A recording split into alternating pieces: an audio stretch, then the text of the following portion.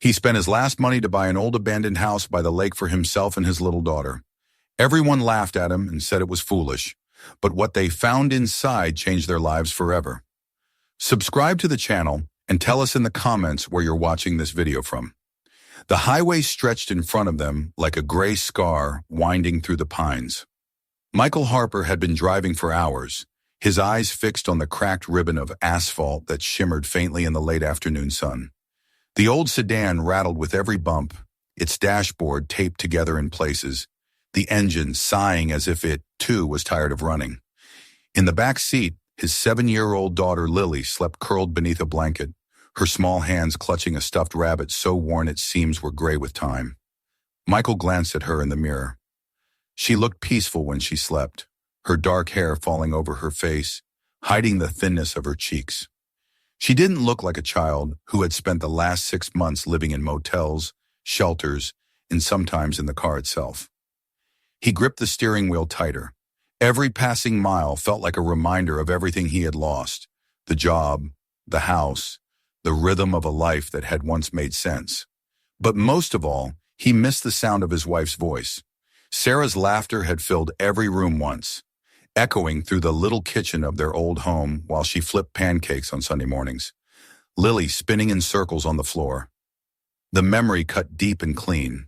That life had been erased the moment the phone rang one rainy evening, and an officer's voice told him there had been an accident on Route 9. Sometimes when the world went quiet enough, he could still hear the hum of the hospital machines, still see the sterile white light on her still face. Now the only light that mattered came from the setting sun bleeding between the trees. His gas tank was nearly empty, and so was he. He pulled off the main road and into a narrow lane where a wooden sign leaned crookedly beside a gas station. The paint had peeled away from the letters, but he could still make them out. Pine Lake, 12 miles. Beneath it, a smaller handwritten sign caught his attention. Caretaker wanted, lake house, low rent, call for details. A phone number followed in faded ink. He almost laughed. It sounded like the kind of chance people in movies stumbled upon before everything turned around. But real life didn't work that way. And yet something about those words, caretaker wanted, stuck to him like a seed caught in a boot tread. Maybe it was the word itself. Caretaker. Someone who takes care. He hadn't taken care of anything in so long, not even himself. He filled the car with the last of his cash and borrowed the payphone by the station's window. The line rang twice before a woman answered, her voice crisp but not unkind. Yes?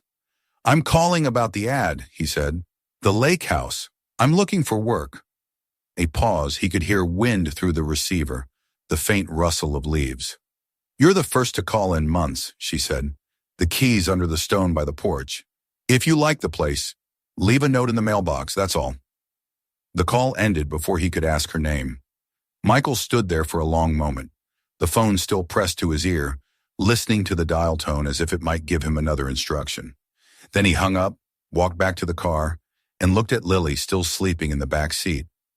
When she woke, the sun had fallen behind the trees, and twilight was painting the sky in soft purples. Are we home? She asked sleepily. Not yet, he said, but maybe soon. The road to Pine Lake was narrow, carved through dense forest where branches reached low enough to brush against the car's roof.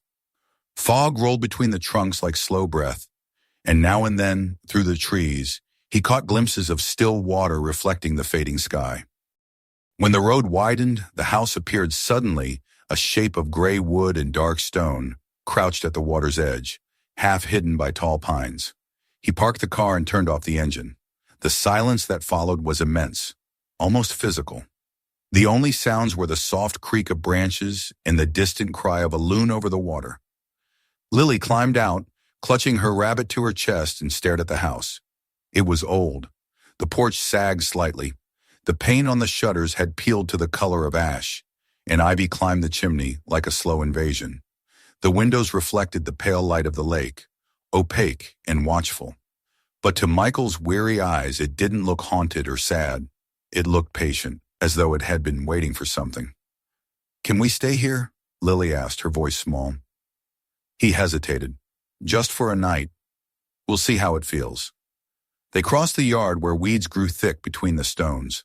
Under the porch, he found the key exactly where the woman had said it would be, a small brass thing wrapped in twine. The door resisted at first, then gave way with a long, tired sigh. Inside, the air was cool and faintly sweet with the smell of pine and dust. The last rays of daylight slipped through the windows, catching particles of dust that floated like slow snow.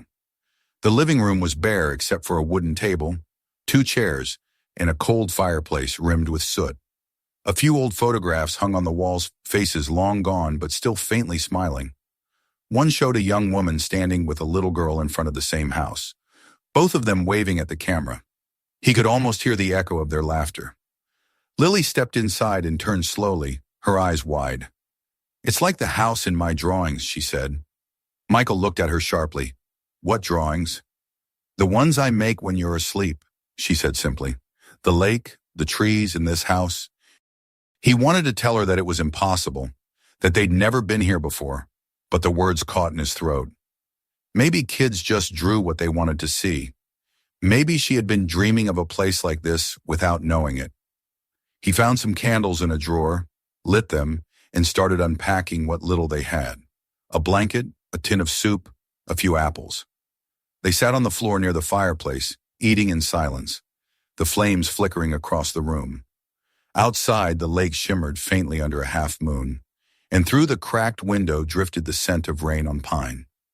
After dinner, Lily curled up on the blanket beside the fire. "Daddy," she whispered, her voice half asleep, "can we stay here for real?" He brushed a strand of hair from her forehead. "It's not really ours, sweetheart." "But it feels like it wants us to stay," she murmured. He smiled faintly. "Houses don't want things." Lily didn't answer. Her breathing deepened, and soon she was asleep. Michael watched the fire die down until only embers remained. The house creaked softly around him, the slow expansion of wood as it cooled, the gentle tap of water dripping from the eaves. He listened to those sounds as though they were words in a language he hadn't heard in years, a language of stillness and shelter. When the last candle went out, he lay beside his daughter and stared up at the ceiling. Somewhere beyond the dark, he could hear the steady rhythm of water lapping at the shore. It was a sound that reminded him of breathing slow, patient, alive. He thought about the woman's voice on the phone, about the quiet way she had said, "Leave a note if you decide to stay," as if she already knew that he might not be able to leave once he arrived. He closed his eyes and let exhaustion pull him under. For the first time in months, he didn't dream of hospitals or cold asphalt. He dreamed of sunlight on water, of laughter echoing through rooms that no longer felt empty, and of a house that waited for him, not to haunt, but to heal.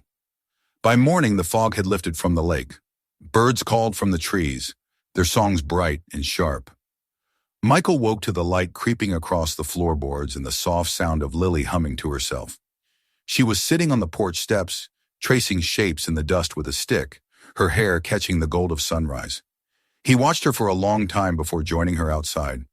The lake stretched wide and still before them, reflecting the mountains beyond.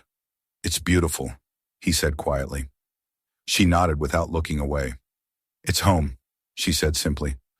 He started to correct her, to remind her that this wasn't home, that it was just a place to rest until he found work. But the words died before he could speak. She was smiling, a small, fragile smile, but the first real one he had seen in months. And suddenly, for reasons he couldn't explain, he felt something shift inside him. The road behind them no longer called. The ache that had followed him for so long began, just barely, to loosen its grip. Michael took a deep breath, tasting the clean air. Maybe, just maybe, this was where the running stopped. The first weeks at the lake unfolded like a long exhale after years of holding their breath. Each morning began with the sound of water tapping gently against the shore and the soft creak of the old porch as Michael stepped outside to greet a world that no longer rushed past him. The air carried the scent of pine and damp earth, and when the sun broke through the trees, the light scattered across the lake in ripples of gold. For the first time in a long while, there was nowhere to be, no clock ticking in his head, no manager's voice reminding him of deadlines he no longer met. Just the slow rhythm of repair and the quiet companionship of his daughter. The house, though tired, held its bones proudly. Michael started with what he could manage. The roof above the kitchen where rain had leaked through, the cracked boards on the porch, the broken latch on the back door. There was a kind of healing in the work, in the scrape of metal on wood, in the familiar weight of a hammer in his hand. He'd been an engineer once, someone who could build and fix anything, before grief had stripped those instincts from him. But as he drove each nail, as he measured and adjusted and rechecked his work, the memory of that man began to return piece by piece. Lily followed him everywhere. She carried small nails in her pockets and handed them to him one by one, counting softly under her breath as if keeping score with the world. Sometimes she would sit cross-legged on the grass near the lake, sketching in her notebook. He had found her drawings the night before, pages filled with the same house, always by the water, always surrounded by tall trees and open sky. But now her drawings included them both, a man with a beard and a little girl holding hands near the porch. The sight had caught him off guard. Somewhere in her small, fragile heart, she had already chosen to belong here. In the afternoons when his work was done, Michael would take her down to the old dock. The boards were uneven, bleached pale by years of sun, but sturdy enough. They would sit side by side, their legs dangling over the edge, watching the minnows flash beneath the surface.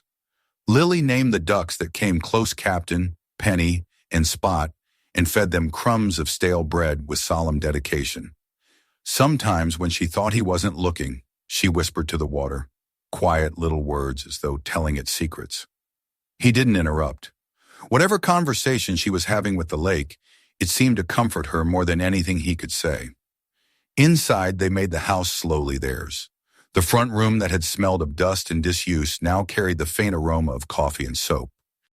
They found old curtains folded in a trunk, washed and hung them, turning the pale morning light into something warm and forgiving. Michael discovered a box of canned food and matches in a cabinet, probably left behind by someone long ago. He built shelves from reclaimed planks and carved a small stool for Lily, which she painted bright yellow. Bit by bit, the place began to soften. One evening, while clearing cobwebs from a corner near the fireplace, Michael found an old photograph wedged behind a loose brick. It showed a woman standing by the very same lake, her hair caught by the wind, and beside her, a young girl about Lily's age. They both smiled at the camera, the mother's arm wrapped protectively around her child. Scrawled on the back in faded ink were the words, Alice and Emily, 1994. Michael turned the photo over several times, feeling an unexpected tenderness. The faces looked ordinary, but the joy in them was startling. For a moment, he could almost hear the echoes of their laughter in these rooms, like ghosts of happiness left behind. That night, as he sat by the fire, Lily traced the edges of the photograph with her small finger. "Do you think they were happy here?" she asked. "I think they were," he said quietly, "at least for a while." "Then maybe we can be too," she whispered, setting the photo on the mantel. After she had gone to bed, Michael sat alone, watching the flames curl inside the hearth. Her words lingered in the air long after she'd fallen asleep. Maybe we can be too. He hadn't realized until that moment how much he wanted to believe it. Days turned to weeks. The rhythm of the lake became the rhythm of their lives. Mornings brought birdsong and the steady sound of his hammer. Evenings, the glow of the fire, and Lily's laughter as she chased fireflies across the grass. Sometimes they rode into town for supplies, and Michael learned the faces of the locals. The woman at the market who always added an extra apple to Lily's bag. The mechanic who admired his old car, but shook his head at the rust. Word spread quickly in small places. People began to call him the man fixing up the lake house. They asked no questions about his past, and he offered none. One afternoon, while buying nails at the hardware store, Michael overheard two men talking near the counter. "That lake house? That's Alice Walton's old place," one said. "She lost her husband there years back, packed up and never came back. Can't believe someone's actually living in it again." The other man nodded. "That house has been empty since before my kid was born. Shame, though. It's a good spot. She never could let go of it." Michael didn't join the conversation, but the name lodged in his mind, Alice Walton. It matched the one on the back of the photograph. Back at the house, he told Lily the story in gentle terms.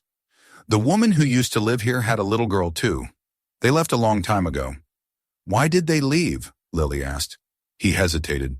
"Maybe it was too hard to stay." Lily looked around the room at the sunlight spilling through the windows, the smell of soup simmering on the stove. "It's not hard now," she said simply. "It's nice." That night the wind shifted and brought with it the first hints of autumn. Leaves rustled against the roof, and the air through the open window carried the cool scent of change. Michael lay awake listening to the house breathe, the creaks, the sighs, the soft patter of leaves against the glass. He had spent months running from memories, from the ache of things he couldn't fix. But here, surrounded by these quiet sounds, he felt something inside him settle. Maybe this was what healing sounded like. Not silence, but the hum of ordinary life slowly returning. Still, there were moments when fear crept in. Sometimes when he looked at Lily asleep under her blanket, he felt a sharp panic, the irrational terror that she might vanish too. He had lost one family in a heartbeat. Part of him believed the universe might demand another. On those nights, he sat by the window watching the faint light of the moon shimmer across the lake and forced himself to breathe until the fear passed. Each breath was a small act of defiance against the darkness that had chased him for so long. By the end of the second month, the house no longer felt borrowed. It had become something living, something they were shaping together. On the porch, Michael painted the front door a faded blue, the same color as the one from their old home. When he stepped back to admire it, Lily handed him a small paintbrush. "We should add something happy," she said. She dipped the brush into the yellow paint and drew a crooked sun beside the door. "For luck." He laughed softly, not because it was funny, but because it felt right. The door, the color, the uneven little sun, it was all imperfect, but it was theirs. That evening after dinner, they sat outside watching the stars appear above the tree line. The night was calm, the lake smooth as glass. Lily leaned her head against his arm. "Do you think Mom would like it here?" she asked. He swallowed hard before answering. "I think she'd love it," he said. "She'd be proud of us." Lily nodded, satisfied, and soon her breathing evened as she drifted to sleep against him. Michael stayed there long after, staring at the reflection of the stars on the dark water. Somewhere deep inside, beneath the layers of grief and guilt, a faint sense of peace began to take root. It wasn't happiness, not yet, but it was something close, something fragile and worth protecting. He carried Lily inside, tucked her into bed, and stood for a while in the doorway watching her sleep. The soft lamplight touched her face, and for the first time in years, she looked safe.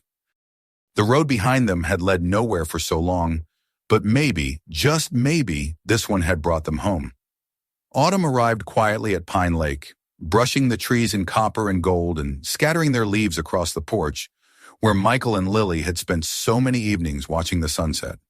The air grew sharper, the mornings colder, and the scent of wood smoke began to linger in the valley.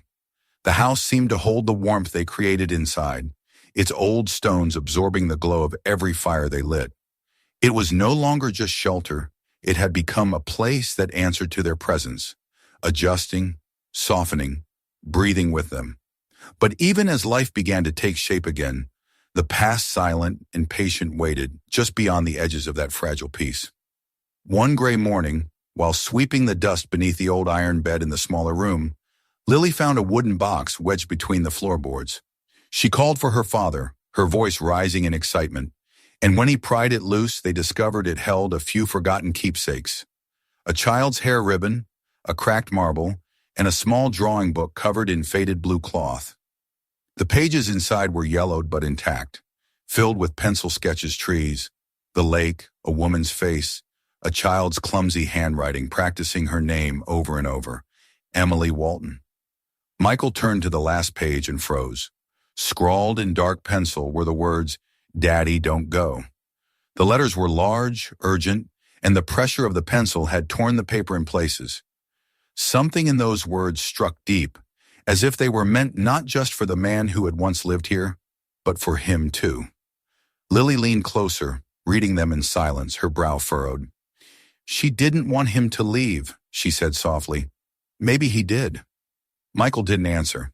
His throat had tightened around a sudden memory, the night of the accident, Sarah's voice fading behind him as he left the house to cool off after an argument. He had thought there would be time to fix it in the morning. There hadn't been. That night the wind rose across the lake, and the house seemed to listen. Michael sat alone by the fire long after Lily had gone to bed, turning the drawing book in his hands. The simple, unguarded sketches of another family's life felt like echoes of his own. He wondered what had happened to them, to the woman and the girl in the photograph, to the father who might have been too late to come back. He wanted to believe that they had found peace somewhere, that the story had not ended in the same silence that haunted his own.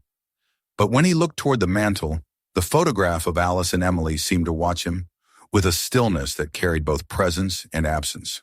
The next day, while he was repairing a broken shutter, a car's engine broke the quiet. A silver sedan came slowly down the gravel road, its tires crunching the stones until it stopped before the porch. A woman stepped out, tall and composed despite her years. Her hair, once black, had turned almost entirely white, and her eyes held the calm precision of someone used to keeping emotion behind a locked door. She took in the freshly painted blue door, the patched porch, the smoke rising from the chimney. When her gaze fell on Michael, her expression flickered between surprise and something like disapproval. "You've been living here," she said, not as a question, but as a quiet accusation. Michael wiped his hands on his jeans. "Yes, ma'am, I'm Michael Harper. I called about the caretaker notice a few months back." "You must be—" "Alice Walton," she interrupted, her tone clipped. "This is my property." He nodded. "I figured as much." She looked past him toward the lake, her eyes narrowing slightly. "I hadn't planned on anyone actually staying. The ad was old, I never took it down." Michael hesitated. "I can leave, of course, if that's what you want. My daughter and I just needed a place to get back on our feet. I've been fixing things, repairs, maintenance. I can pay for the months we've been here." Alice glanced at the porch railing, the mended boards, the clean windows. "You've done more work in a few months than anyone in 20 years, she said after a pause. "Still, this isn't a charity." From the doorway came a small voice. "We didn't mean to take it, ma'am," Lily said shyly, clutching her rabbit. "We just wanted somewhere to stay." Alice's face softened at the sight of her, but only slightly. "And what's your name, young lady?" "Lily." "That's a lovely name," Alice murmured. She looked back at Michael. "You'll stay until the end of the month. After that, I intend to sell the place." The words landed like a dull weight. "I understand," Michael said quietly. Alice nodded once, briskly, as if settling a matter of business. "See that the property remains in order. I'll come back when the papers are ready." She turned to leave, but as she reached the car, her gaze lifted once more to the house. For an instant, her expression broke, just slightly, just enough for Michael to glimpse the sorrow beneath her composure. Then she was gone, her car disappearing into the trees, leaving behind only the faint smell of exhaust and the echo of her presence. For the rest of the day, Michael worked without speaking. He replaced the shutter, cleared the gutters, split wood for the stove. Lily followed him quietly, sensing the heaviness that had settled over him. As dusk fell, she came to his side and slipped her hand into his. "Are we leaving?" she asked. "Not yet," he said. "We've got a few more weeks." "Do you think she doesn't like us?" He paused before answering. "I think she doesn't like remembering," he said finally. "Some people don't." That night he dreamed of Sarah again, her voice soft and distant, calling his name from somewhere beyond the water. When he woke, the first light of dawn was creeping across the ceiling, and he realized that Lily was sitting at the edge of the bed watching him. "I heard you talking in your sleep," she said. "You said you were sorry." Michael rubbed his eyes. "I guess I am," he whispered. Over the next few days, the rhythm of their small life continued, but something had shifted. The knowledge that the house might soon belong to someone else made every sound sharper, every moment heavier with meaning. The crackle of the fire, the creak of the floorboards, even the way the wind moved through the pine trees, it all felt temporary, fragile. Lily, however, refused to treat it that way. She insisted on decorating the windowsills with wildflowers, on baking muffins with the little flour they had left, on reading stories aloud at night as if the walls themselves were listening. One afternoon, while cleaning the kitchen, she found a stack of letters tucked behind a drawer. Most were brittle and unreadable, but one envelope remained sealed. It was addressed simply, "To the next family who lives here." Michael hesitated before opening it. Inside, written in neat, careful script were a few lines. This house kept me company after I lost everything. If you found it, treat it kindly. It remembers gentleness. Don't be afraid to stay. There was no signature, but the handwriting matched the one on the photograph, Alice Walton's. He read it twice before setting it on the table, the edges trembling slightly in his fingers. The words felt like a contradiction to everything she had said the day she arrived. Maybe, he thought, there was a part of her that didn't really want to let go either. That evening, as they sat by the lake, the surface mirrored the crimson sky, and the chill in the air hinted at the first frost. Lily leaned against his arm and said, "Dad, maybe she needs us. Maybe that's why the house found us." He looked at her, startled by the certainty in her voice. "Maybe," he said softly, "but sometimes people don't want to be found." Still, her words stayed with him. When Alice returned a week later, she carried herself with the same measured calm, but her eyes moved differently now, lingering on the freshly mended steps, the clean windows, the soft curls of smoke from the chimney. She noticed the photo of her and Emily on the mantel and went still. Michael started to speak, to apologize for touching it, but she raised a hand. "Leave it," she said. "It belongs there." She walked slowly through the house, her footsteps echoing faintly on the floorboards. In the doorway of the smaller room, she paused, looking at the open drawing book on the table. "My daughter made those," she said quietly. "Emily. She used to draw by the window. Her father and I—" She stopped, then inhaled sharply. "After the accident, I couldn't stay." Every sound reminded me of her laugh. Every corner felt like a wound that wouldn't close. Michael nodded, not trusting himself to speak. Alice turned to him, her gaze steady now. "You've brought life back here. I didn't think it was possible." He met her eyes. "We didn't mean to take what wasn't ours. We just didn't have anywhere else to go." For the first time, a small, tired smile touched her lips. Maybe that's what this place needed, someone with nowhere else to go. She looked toward Lily, who stood at the porch steps, waving shyly. "She reminds me of Emily." Same quiet curiosity. They stood together in silence, watching the lake shimmer beneath the pale light. The wind had picked up, scattering leaves across the water's surface. After a long pause, Alice said, "I'll think about the sale. There's no rush." Then she left again, her footsteps slower this time, her shoulders no longer as straight. That night, when Michael tucked Lily into bed, she whispered, "Is she still going to make us leave?" He brushed a strand of hair from her face. "I don't know," he said. "But maybe she's remembering what it feels like to stay." He turned off the lamp and sat for a while by the window, listening to the soft rhythm of the lake outside. The moon cast a thin line of silver across the floor, and in that fragile light, the house no longer felt like someone else's story. It felt like a place waiting for its ending to be rewritten. The days that followed Alice's second visit settled into an uneasy calm. The air had turned sharp with the promise of winter, and frost began to gather in the corners of the windows each morning. Michael woke earlier now, lighting the stove before dawn, his breath visible in the cold kitchen air. He had grown used to the rhythm of the place, the steady hiss of the kettle, the creak of the porch under his boots, the sound of Lily humming softly as she dressed for the day.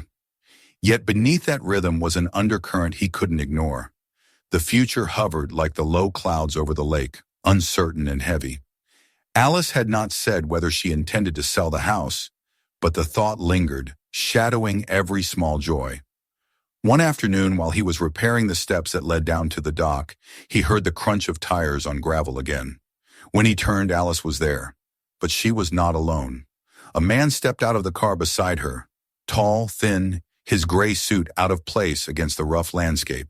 He carried a folder under his arm and nodded stiffly in greeting. "This is my attorney," Alice said. "I asked him to come along. I thought it best to discuss things properly." Michael straightened, wiping his hands on his jeans. "If this is about leaving—" Alice shook her head. "Not yet." She looked out at the lake, her expression unreadable. "I just want to understand why you chose this place." Michael hesitated. "I didn't choose it," he said finally. "It was the only thing left that felt possible. I saw the sign and made a call. I didn't even know your name." The lawyer cleared his throat, uncomfortable with the silence that followed, but Alice silenced him with a glance. She stepped closer to the water, the wind stirring her hair. "When my husband died, I couldn't bear to stay here. The walls felt too full of voices. I thought leaving would save me from remembering, but it didn't. You can't run from memory, Mr. Harper. It follows." Michael looked down at his hands, the scars of old work visible in the cold light. "I know," he said softly. She turned then, studying him. "Your daughter," she said. "She looks happier than I've seen a child look in a long time." "She's been through enough," he said. "This place, it's done something for her. For both of us, really." Alice nodded once. "It's done something for me, too, just seeing it alive again." She gestured to the attorney. "We'll postpone the sale. For now. I need time to decide what this place still means to me." The lawyer sighed but closed his folder without argument. When they left, the air felt lighter, as though the house itself had taken a breath. Michael stood on the porch for a long time afterward, watching the car disappear down the road. He knew she wasn't finished with the idea of selling, but her hesitation gave him something he hadn't allowed himself to feel in years. Hope. That evening, as he split logs for the stove, Lily came running from the woods, her cheeks red from the cold. "She came to see me," she said, catching her breath. "The lady, she brought apples and said they were from her garden. She told me her daughter used to like apples too." Michael felt a strange warmth spread through him. He hadn't known Alice would visit Lily alone. "What else did she say?" "That maybe we should paint the shutters red," Lily said, her eyes bright. "She said it would look cheerful in winter." He smiled, a small, quiet smile that reached somewhere deep in his chest. The next morning, they painted the shutters together. The red was too bright at first, almost jarring against the weathered wood.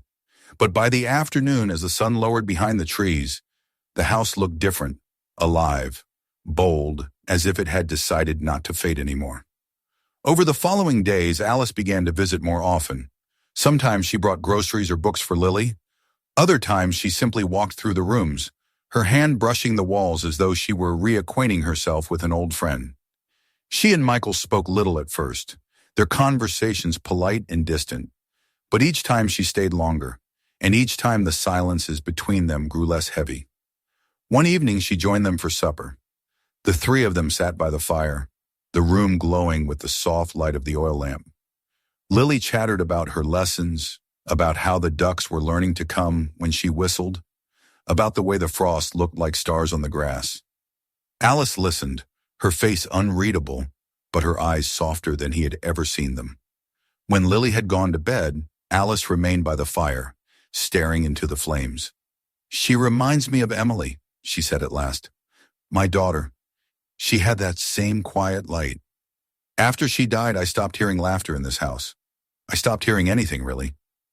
Michael said nothing, sensing that words would only cheapen the moment. Alice took a slow breath. "You've done what I couldn't. You stayed. You faced what I ran from." He shook his head. "I didn't have courage, if that's what you mean. I had nowhere else to go." "Sometimes that's enough," she said. "Sometimes survival is the bravest thing of all." She rose to leave, but paused by the mantel, her hand resting near the photograph of herself and Emily. "You fixed the frame," she noted. "It was cracked," he said. "Didn't feel right leaving it broken." She smiled faintly. "No, it wouldn't, would it?" After she left, Michael sat in the quiet house, listening to the fire die down. He thought of Sarah, of how grief had turned him into someone who no longer recognized himself. And now here was this woman who had carried her own loss all these years, mirroring his pain in a different shape. It struck him that maybe people like them didn't heal by forgetting, but by letting others share the space where the memories lived. A week later, a letter arrived. It was from Alice, handwritten in the same steady script as before. "I've decided not to sell the house. It deserves to be lived in, not buried under new paint and glass. If you're willing, I'd like you to stay on as caretaker officially this time. Consider it home for as long as you need." Michael read the letter twice, hardly believing it. He showed it to Lily, who squealed with joy, spinning across the room in her bare feet. "We can stay. It's really ours now," she cried. He caught her in his arms, laughing despite himself. "Not ours," he said, "but maybe it doesn't have to be." Maybe being here is enough. That evening, Alice came in person to confirm what the letter had promised. She stood at the doorway, a folded document in her hands. "It's just a formality," she said. "You'll take care of the place, keep it standing. I'll cover the taxes. In return, you stay. No deadlines, no rent." He looked at her, unable to find words. "Why?" he asked finally. "Because it feels right," she said simply. "And because you remind me of someone who loved this house once. Maybe I owe it to her memory to let it live again." When she left that night, the sky was clear, and the lake reflected the stars perfectly. Michael stood outside for a long time, his hands shoved into his jacket pockets, the cold biting at his skin. He felt something inside him loosen, a pressure he hadn't even known he carried. The years of running, the guilt, the silence. They all seemed to drift away on the cold wind sweeping across the water. Later, when he went inside, Lily was already asleep, curled beneath the blanket with her rabbit beside her. He sat at the edge of her bed for a moment, brushing a strand of hair from her face. "We're staying, sweetheart," he whispered. "We're finally staying." He moved to the window, watching the faint mist rising over the lake. The house was quiet but not silent. It was the quiet of belonging, the kind that came after long journeys and heavy storms. For the first time in years, he didn't feel like a man waiting for something to go wrong. He felt like someone who had come home. The next morning, as dawn broke over the trees, he stepped outside with a cup of coffee and looked at the house. The red shutters gleaming in the light, the blue door with Lily's crooked sun painted beside it. He could almost see Sarah there on the porch, smiling at the sight. He imagined telling her that he had kept their promise, that he had found a way for Lily to laugh again. The ache was still there, but it had softened into something almost gentle. Inside, the floorboards creaked as Lily ran to him, her hair messy from sleep. She pressed herself against his side and looked out at the water with him. "It looks different today," she said. "It does," he agreed. "Maybe we do too." They stood together in the cold morning air, father and daughter, the house behind them and the lake before them, the world finally still enough to let them begin again. Winter settled over Pine Lake like a long exhale, soft and steady, covering the hills and rooftops in a hush of white. The lake froze at the edges, a mirror for the pale sky, and the air smelled of smoke and pine resin. Inside the house, the fire never stopped burning. Michael learned the rhythm of it, when to feed it, when to let it rest. Lily helped stack the wood, her small hands red from the cold, her laughter filling the quiet corners of the rooms that had once known only silence.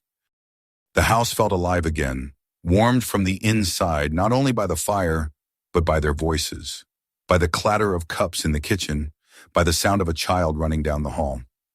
Alice came often. Sometimes she brought baked bread or jars of jam. Sometimes she came with nothing at all, only to sit by the fire and listen to Lily talk about school or the animals she watched by the shore. She had begun to stay longer with each visit, moving through the rooms with the familiarity of someone who no longer feared what they contained. There was a peace about her now, a gentleness that had not been there before, as if being near them had finally given her permission to stop grieving. One afternoon, while snow fell in soft, slow spirals outside, Alice asked Michael to walk with her down to the dock. The boards were dusted with frost, creaking under their weight. She leaned on the railing and looked out at the frozen lake. "I used to think this place was cursed," she said. "After my husband died, I couldn't bear to see the water. It felt like it had taken something from me. I thought if I left, I could outrun the pain. But it doesn't work that way, does it?" "No," Michael said quietly. "You can leave a house, but not yourself." Alice nodded, her eyes glistening. "You've done something remarkable here. You've given it back its heartbeat. I see Emily when I watch Lily. I see hope where I used to see ghosts." Michael turned toward her. "You gave us a home when we didn't have one. I don't know how to thank you for that." "By living," she said simply, "by letting it be more than a roof over your head. Let it be a place that keeps you." They stood in silence, the sound of the wind moving across the frozen water. Then she reached out and took his hand, not out of affection, but out of understanding. "Promise me one thing," she said. "When spring comes, paint the shutters again. Keep them red. It suits the house." When she left that evening, Lily stood at the window waving until the car disappeared beyond the trees. "She's happy again," she said. Michael smiled and nodded. "I think she is." As the days passed, the house settled into its new rhythm. Michael worked part-time in town, fixing roofs and repairing fences for the locals. People had started to recognize him not as the stranger who lived by the lake, but as part of the community. He was the man who rebuilt things, who took what was broken and made it stand again. Every evening he returned to Pine Haven to find the lights glowing warm through the windows and the smell of stew or baked bread drifting from the kitchen. Lily would be waiting at the table with her drawings spread out before her, sketches of the lake, the ducks, the trees, and sometimes of the three of them sitting by the fire. One evening in early spring, as the snow melted into streams that trickled down toward the lake, Alice came one last time.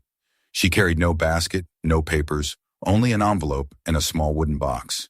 She placed them both on the kitchen table. "This is for you," she said. "It's time I let go of what I've been holding." Inside the envelope was a deed, her signature at the bottom, transferring ownership of the property to Michael Harper. His hands trembled as he read it. "Alice, I can't accept this," he began, but she stopped him with a quiet gesture. "You can," she said, "and you should. I've spent half my life trying to forget this place, and the other half missing it. It's time it belonged to someone who will love it the way it deserves, someone who understands what it means to stay." He tried to speak again, but the words tangled in his throat. Lily came running in, her hair flying, her cheeks flushed. "Miss Alice, you came!" she cried, wrapping her arms around the older woman's waist. Alice smiled and stroked her hair.